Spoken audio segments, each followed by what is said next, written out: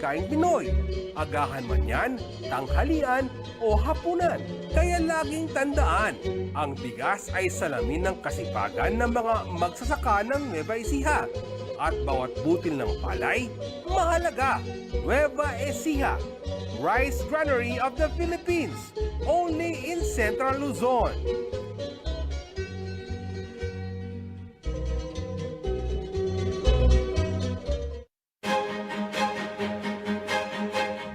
Para sa most development-oriented talk or discussion program, ang pinili na Scott Ista ay ang So to Speak COVID-19. Bigat ng laban, pasa ng kababayan.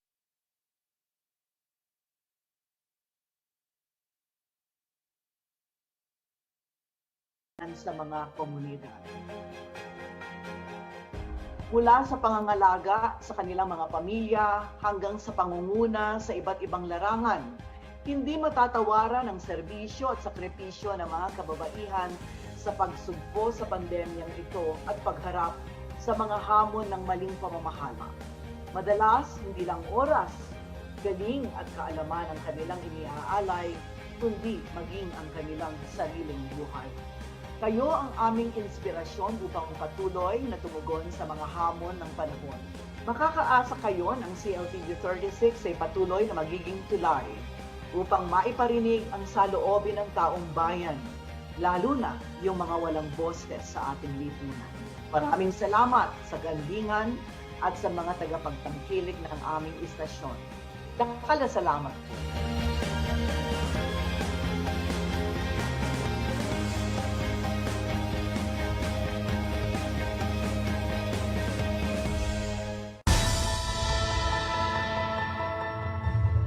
Karapatan at responsibilidad po natin ang bumoto.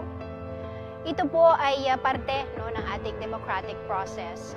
At sa pamamagitan ng pagboto, tayo po ay nagkakaroon ng pagkakataon upang pumili ng mga leader na kakatawan sa atin, susuporta sa mga mamamayan at tutugon sa pangangailangan ng mga Pilipino.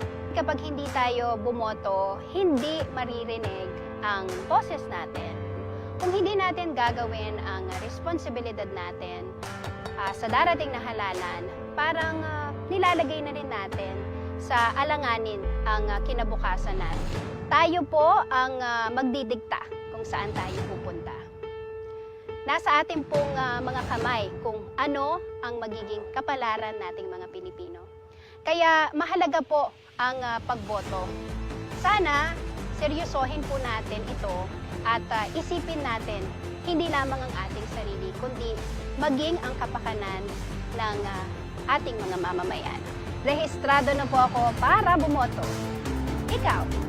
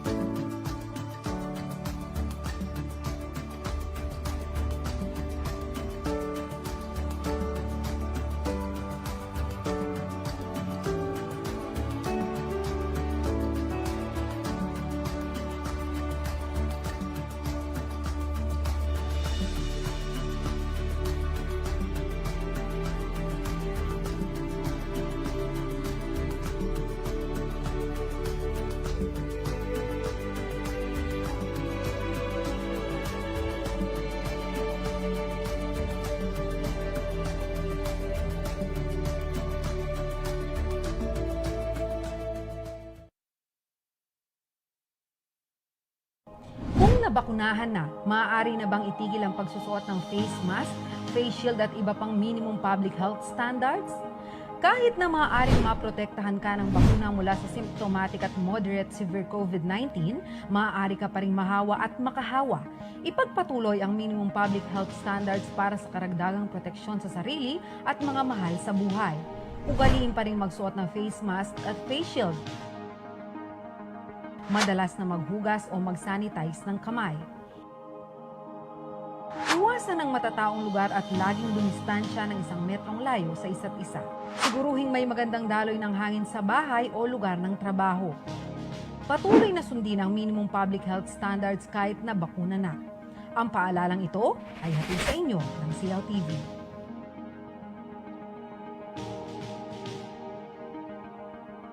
Mga karehiyon, sa darating na halalan 2022, ang kinabukasan ng ating bansa ay nakasalalay sa kamay ng bawat isa. Kaya bumoto ng tama. Ang isang botante ay maaaring bumoto ng isang presidente at isang vice-presidente. Maaari kayong mamili ng 12 kandidato para sa senador, tig-isa naman para sa district representative at party list representative. Sila ang bubuo sa House of Representatives na magkakaroon ng hanggang 250 members. Sa lokal na pamahalaan naman, kayo ay maghahalal ng gobernador, vice-gobernador, mayor, at vice mayor, mga provincial board members, at mga city at municipal councilors. Bagamat tayo ay nasa kalagitnaan ng pandemya, ang iyong boto ay mahalaga. Nasa masusing paghuli ang ikaangat at ikasasadla ng isang pamayanan. Bumoto ng tama dahil buhay natin ang nakataya. Ang paalalang ito ay hatid sa inyo ng CLTV. Kino naman mo, ngeni kibalo kinpeka pa mo pamangan kay Mabilo Gayato, ameni Batanketi, Ciudad Angeles, Pampanga. Ing metong kareng sangkan ot ing Kapampangan, balo daray sabla ang mga galing la karaskin pa magluto. O balo yun ano na nga malwan ko. Wise to ka, ing Kapampangan Pride Assisi.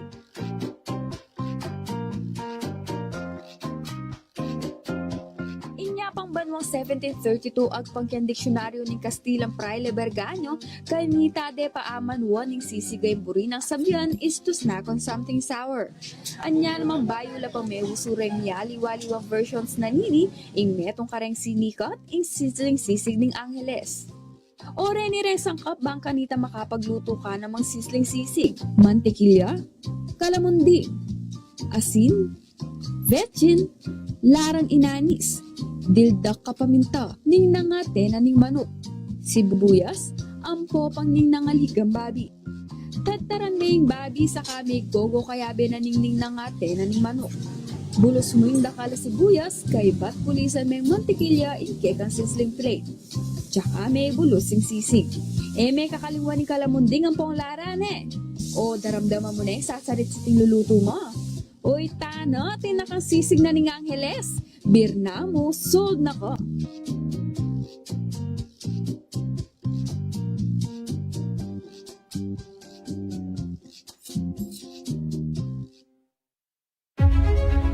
Sila ang ating mga frontliner, tinuturing na bayaning sumusugod at nagpapagod para sa kaligtasan ng sambayanan. Tatakbo si Justin Dizon. Ako si Paolo G. Santos. Daniel Pawid, CLTV News. Sila rin na patuloy na pinagsisilbihan ang publiko sa kabila ng panganib. Ngayon dito sa Barangay San Miguel sa San Simonton na habang naka-duty ho. Talaga i-address itong problemang ito. Patuloy na nagiging tulay ng mamamayan at ng pamahalaan sa gitna ng krisis. Walang tigil ang pagratsada ng CLTV News and Current Affairs. Alang-alang sa mamamayan ng Central Luzon. Walang pagod na naghahalina ng mahalagang balita at informasyon. Kasama niyo sa pagtugon sa tawag ng panahon. Ito ang CLTV News and Current Affairs. Pinagkakatiwala ang puwersa sa lokal na pagbabalita. Kabalikat sa serbisyo publiko, kakampi ng mamamayan ng Central Luzon.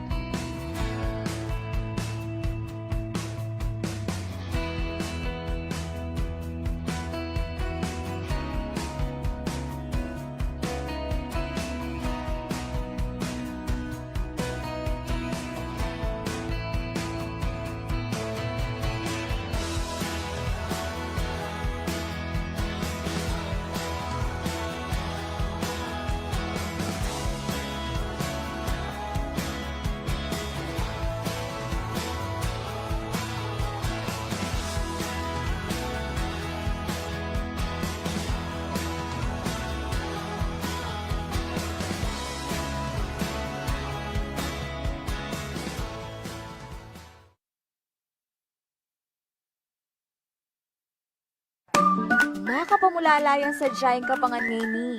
Balada malambuti ang tinape, uling kareng sablang mamun, ining malutong, ing mamun tostado. Gustong magluto lang tinapeng makanini sa bulando pareng dakalayebon. Kay ba't ditak-ditak deng sa sangkaping margarine, mayumo at arina badeng ama seng mamun.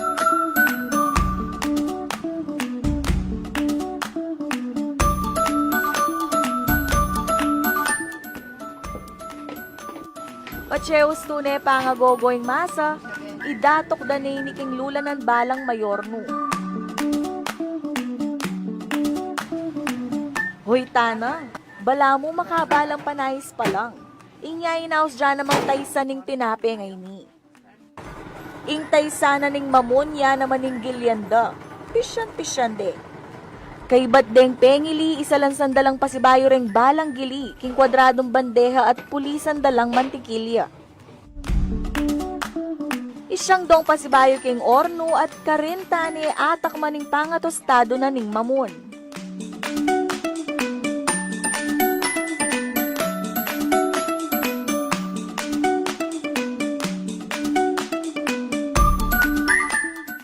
Pamoso yung pasalubungin kapangan ngayon ni Kem Pampanga.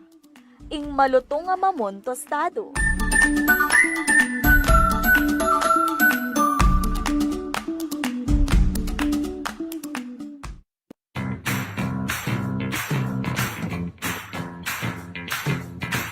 Metong yakareng pamosong kapangan Keti Pampanga ining malukang puto seko. Hiniling nga bias yung piyakabusal na ning puto seko. Ining awsan dang galapong. Patse asa jada ning galapong, umpisan danong isagom ring sangkap na. Mayumo, maluto na ning ebon, mantikilya ang popang piga o gata ng mungot. Paka go dongan ring sangkap nga reni. Paka lamas det paka sabungke bayang pante-panteing masa na. Istong maralikat neng miyagom ring sangkap na, ding masa na ning galapong king mapinong tagu.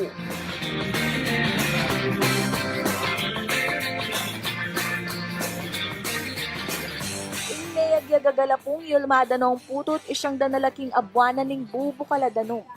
Iningaw sandang bububos ding puto seko. Antiyang mituto na nasing meol manggalapong. Kay batdong binubos, isalan sandanore ni king metong a kwadradong bandeha o metal tray badanong iorno.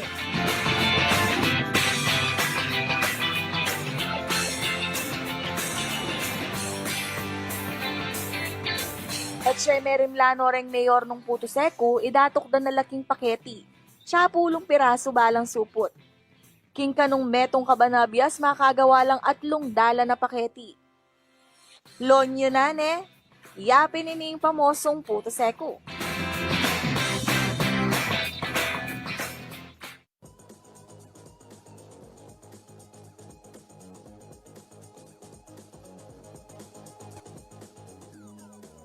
Magandang hapon mga karehiyon. Oras na naman po para sa balitaan natin ngayong araw. Ito ho yung mga malalaking balita na ating pag-uusapan. At syempre mamayang alas 6 ng gabi, aabangan nyo ho yung kabuuan ng ibang detalye ng mga balitang yan kasama ho si Jennifer Salenga. Pero ngayong hapon, marami tayong pag-uusapan dahil may mga pangyayari, may kaganapan dito sa Pampanga. Unahin na ho natin. Si Mayor Isko Moreno bumisita sa 2 factory sa siyudad San Fernando. Mamaya ho malalaman natin yung detalye mula sa ating kaibigang si Paulo G. Santos. Ito naman mga kabalin, mga tricycle drivers at mga tsuper ng jeep umaaray sa mataas na presyo ng krudo. Ay nako, Choy, nagkarga ka na ba? At yung ating COVID-19 vaccine rollout naman sa lungsod ng Angeles, 268 persons deprived of liberty na nakapiit sa mga police stations, binakunahan kontra COVID-19. At isa sa 4 na tinatamaan ng COVID-19, nanganganib ma-stroke at makaranas ng iba pang komplikasyon ayon huyan sa mga eksperto. Mamaya ho, ibibigay namin ng detalye sa inyo. Magandang hapon, Central Luzon. Ako si Justin Dizon. Ito ang CLTV Balitaan. At simulan na ho natin yung ating mainit na balitaan ngayong hapon.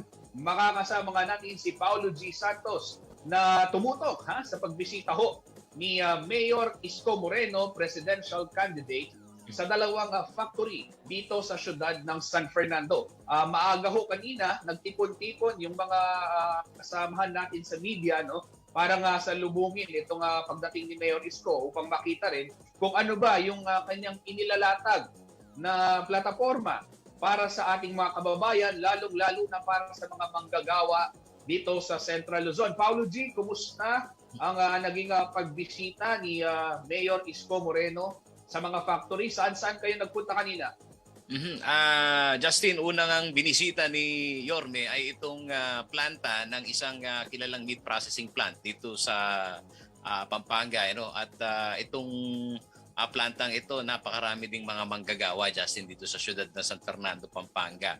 At may kakaunting programa na alam naman natin, gaya ng typical na pangangampanya, binabanggit ni Mayor Isko Moreno, yung kanyang mga vision, lalong-lalo na dito sa economic recovery na kanyang gustong i-roll out umano sakaling siya ay manalo sa pagkapangulo. Pagkatapos niya dito sa meat processing plant, Justin, tumawid siya dito sa Barangay Lara na dito sa area ng planta ng basket making industry, yung Aquino Basket Shop. At dito sinalubong naman siya ni Vice Mayor Lasatin, na kandidato din sa pagka-alkalde ng Ciudad San Fernando, at ilang mga local political leaders gaya ni board member second district board member June Canlas, at binabanggit nga ni Attorney June Canlas, ito daw yung estratehiya ng Team Bilis Kilos, o Bilis Kilos na inclusive governance, Justin. Kailangan daw na bumaba sa mga sektor ito hong kanilang slate para marinig yung hinaing ng mga kababayan natin. Partikular na yung mga nasa industriya nga nitong MSMEs. Ito yung mga tinamaan, Justin, ng krisis ng pandemya. Ang daming nagsara. Alam naman natin yung figures na sinasabi din itong kampo ni Yorme, halos 99.5% daw, Justin, ng ang mga negosyo dito sa ating bansa, merong 63% of the country's total workforce, itong MSMEs na yan tinamaan ng pandemya, at may contribution ito, Justin, na 40% na gross domestic product. So, ang binabanggit ni Yorme, Justin, kasabay nitong kanyang pakikipagdialogo sa mga manggagawa at dito sa mga may-ari ng industriya na apektado ng pandemya, yung kanyang paglatag ng economic recovery. Ano yan, kanyo? Ito pong tinatawag nilang mini Marshall Plan. Partnership na rin, Justin, dito daw sa mga lokal na pamahalaan. Paano yan, kamo? Parang ang padron nito, Justin, na binabanggit ni Yorme, gaya nitong nung unang panahon na World War II, yung aftermath ng gera, ito daw ay naging epektibo dyan sa Europa.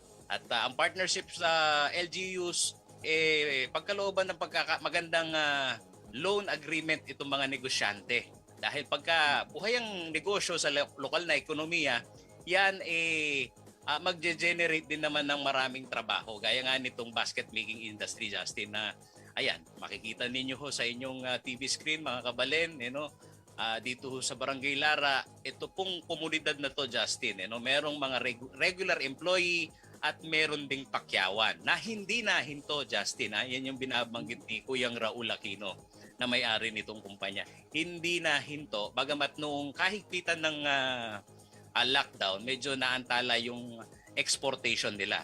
Pero yung trabaho, Justin, andyan at andyan. Mula doon sa raw materials, pagtatanim ng abaka, at gayon na rin doon sa paghahabi nitong mga basket na kita naman natin, Justin, yung gawang Pilipino talagang nagbibigay din sa atin ng magandang produksyon, lalo na daw sa bakit kanila na hindi nahinto At ang ganda ng benta pa rin sa Amerika. Kasi hindi rin naman na huminto yung pagbibigay ng ayuda ng Amerika sa kanyang mga citizen doon. Kaya yung mga mahilig talaga sa gawang Pinoy, ayun, tinatangkilik itong ating mga produkto. Justin. Paolo G, kumusta yung naging reception ng mga tao nung pagdating ni Mayor Isko? Kasi syempre alam naman natin, maliban sa isa siyang presidential candidate, marami doon sa mga nagtatrabaho ng kapanahunan nila, napapanood din yung alkalde na dating aktor. Sa tingin mo ba, yung base lang doon sa obserbasyon mo, naging ika nga parang rockstar ba yung dating ng mayor ng Maynila nang dumating dito sa ating syudad? Gusto ko yung ginamit mong termino, rockstar ang dating. Artista ho mga kaibigan Pagka nakakita ka ng artista, pero hindi ka layuan ng kutis ni Choy Choy at saka ni Isko. Justin.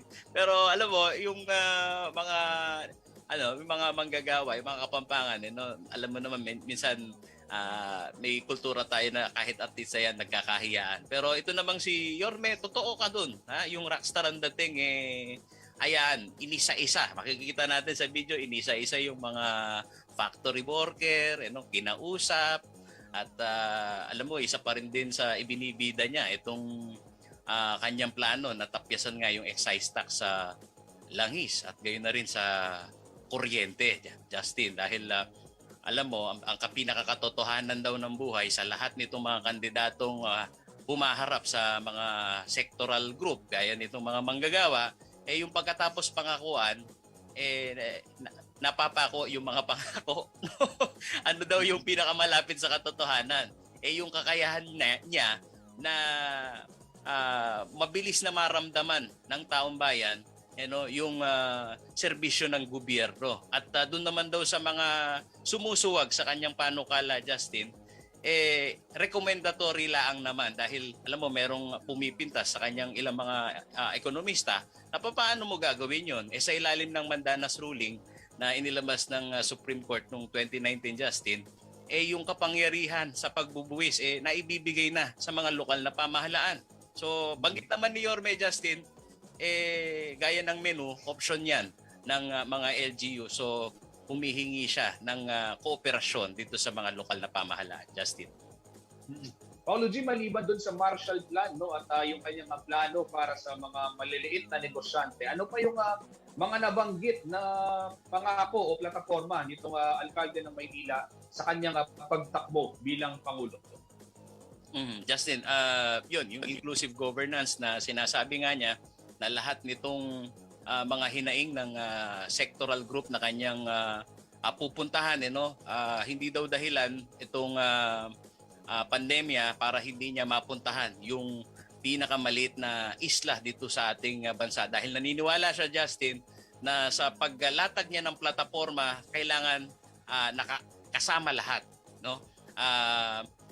Isa na dito, hindi muna tayo lalayo dito sa usapin ng pagbibigay ng benepisyo dito sa mga manggagawa na medyo limitado nga lang yung kanyang mga naging pananalita nung ibungad natin sa kanya itong kontrobersyal na kontraktualisasyon o ENDO.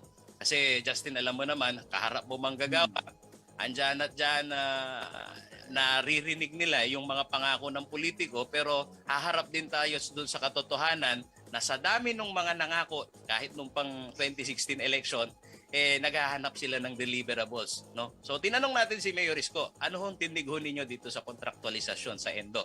Ang binabanggit naman niya, Justin, pupuntahan daw niya yan sa tamang panahon. Pero ang sitwasyon daw dapat na pakitunguhan ngayon ng sino mang leader kung papaano makapag-generate ng trabaho.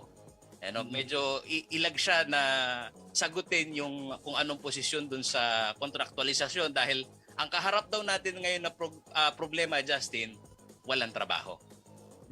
Nabanggit mo nga, Paolo G, yung pangako na kaugnay nitong mga issue sa pagtatrabaho gaya na lamang nung 2016 para lang din na ma-refresh yung ating mga kababayan. Kung maaalala ho ninyo, nangako si Pangulong Duterte na kanyang bubuwagin yung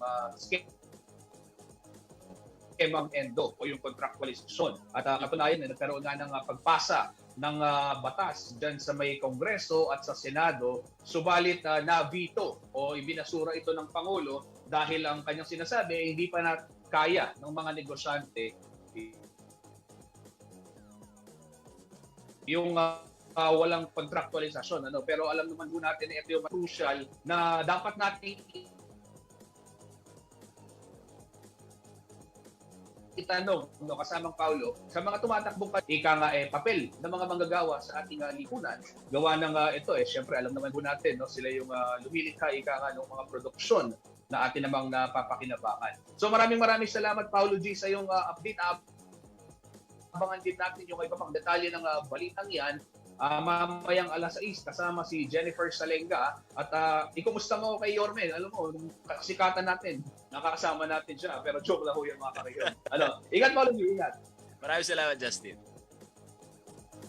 Mga kariyon, sa pagbabalik ho ng CLTV Balitaan, pag-usapan naman ho natin yung kondisyon ng ilang mga tricycle driver at jeepney drivers na umaaray na.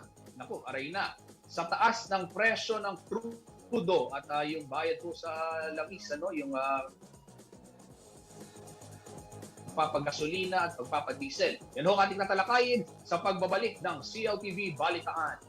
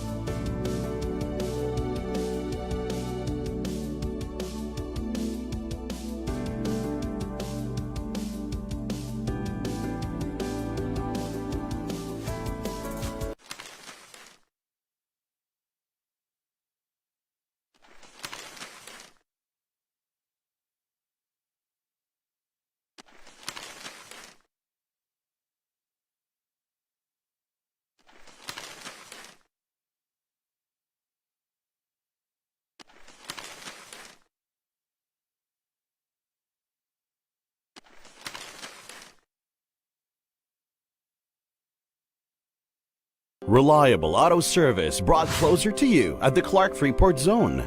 Laos Auto Services, your professional multi-brand service center, is right in your midst. It offers general jobs for repair and maintenance, body paint and detailing, collision repair and body works. Laos Auto Services at Clark Freeport is backed up by highly trained technicians, specialists in auto paint, detailing, body works and collision repair. Laos Auto Services, your professional multi-brand service center. Open Monday to Saturday from 8:30 a.m. Located along Manuel A. Rojas Highway, Clark Freeport Zone. For inquiries, contact 045-499-8080 or 0908-819-8080.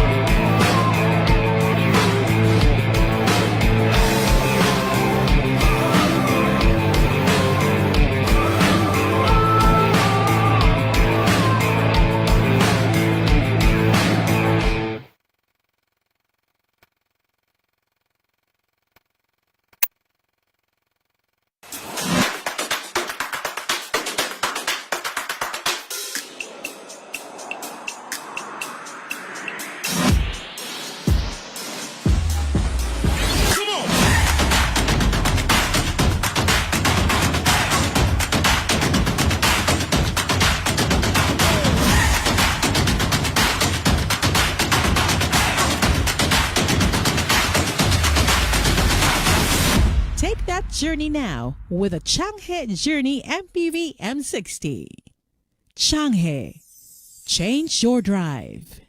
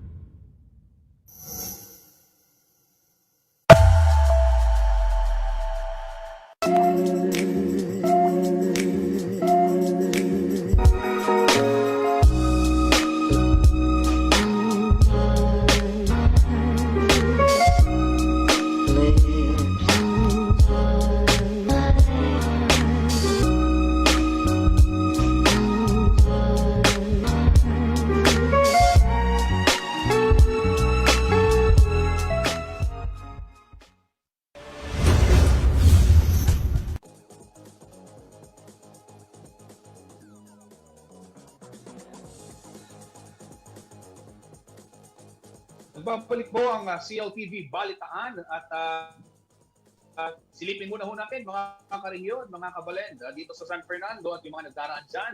Yung sitwasyon ng trapiko sa may Lasakin Boulevard, dyan ho sa may ilalim ng flyover na sa Lasakin Boulevard at intersection yan ng Jose Abad Santos Avenue. Yang hong inyong nakikita ngayon sa inyong mga screens ay live nakuha dyan sa may Lasatin Boulevard, intersection ng Jose Abad Santos Avenue. Sa ngayon, maluwag pa yung kondisyon ng mga kalsada dahil alam naman natin medyo maaga pa, pero maya-maya titingnan ho natin muli kung ano yung magiging sitwasyon dyan sa area na yan. Alam niyo naman ho ngayon, syempre, medyo conscious yung mga kababayan natin sa traffic dahil pag traffic, alam naman natin magastos sa gasolina ang pagbiyahe. At alam naman natin ngayon, hindi rin biro itong presyo ng gasolina. Sa katunayan yung mga jeepney driver at ilang mga tricycle driver na nakapanayam ng ating kasamang si Raniel Pawid ay umaaray na dahil sa mataas na presyo ng produktong petrolyo. At para pag-usapan yung balitang yan, makakasama natin ngayon sa ating programa si Raniel Pawid. Magandang hapon sa iyo, Raniel. Kumusta? Magandang hapon, Justin, at sa lahat ng ating mga karehiyon na nanonood ngayon. Tama ka dyan. Umaaray na nga yung ilan sa mga kapampangan tsuper dahil sa patuloy na pagtaas ng petrolyo. At sa kanilang sinabi kanina sa atin, Justin, doble pasakit na raw ngayon yung kanilang nararanasan. Unang-una, yung limitasyon sa galaw ng tao, ibig sabihin ay wala silang pasahero, lalo na nga ngayong COVID-19 pandemic pa rin. At sinundan pa yan nung pinapatupad ng mga physical distancing doon sa loob ng mga pampublikong transportation vehicles. So ibig sabihin, natatapyasan rin yung kanilang kita mula doon sa mga pasahero. Ngayon naman kasamang Justin, ang atin silang tanongin kung ano yung kanilang hiling. Labag man sa kanilang kalooban, pero isa lang yung kanilang nakikitang sagot ay ito yung magdagdag ng singil sa pamasahe ng mga commuter. Pero may isa pa silang panawagan naman, long term ang kanilang panawagan sa pamahalaan na tignan yung mga regulasyon na pwedeng bigyan muna sila ng subsidiya sa ngayon, katulad na lamang nung Pantawid Pasada program na ipinatupad noong mga nangakaraang taon. Kasama Justin.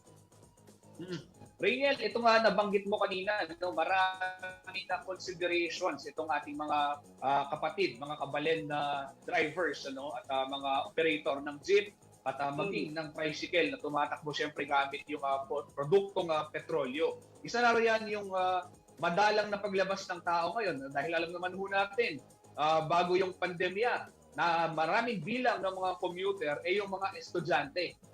Napakarami hong pamantasan, mga kolehiyo dito sa Pampanga, sa Angeles City, at syempre sa mga karating bayan natin dito sa Ciudad San Fernando, talagang bumabiyahe on a daily basis yung mga kabalen at mga karehiyo natin na yan.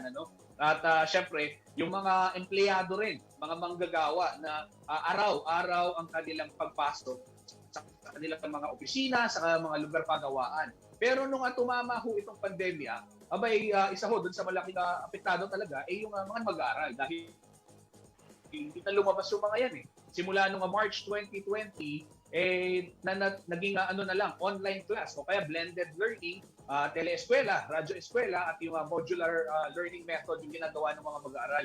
Kaya malaking porsyento talaga yung nabawas sa mga commuter.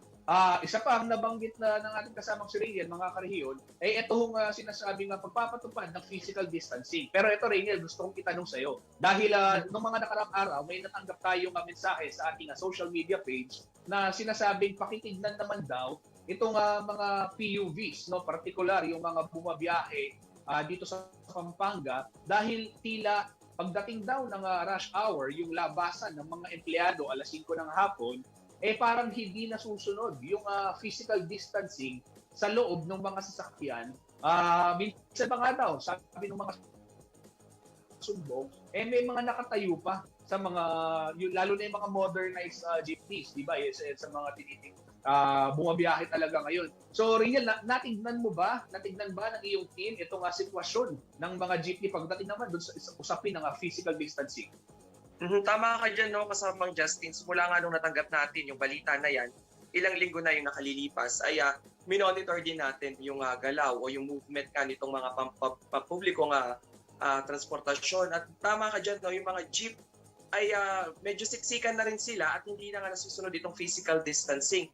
At doon naman sa sinabi mo kasama Justin, doon sa mga modernized jeepney, ang karaniwan kasing punteriya ng ating mga kasamang, ng ating mga karehiyon, o dito sa lalawigan ng Pampanga, itong ilang modernized jeep ay under sila doon sa subsidy ng provincial government. Ibig sabihin, libre yung sakay. So yung ilan, nakikibaka na rin sila o namamag-asa na makasakay doon sa libreng travel ngayon ng mga jeep.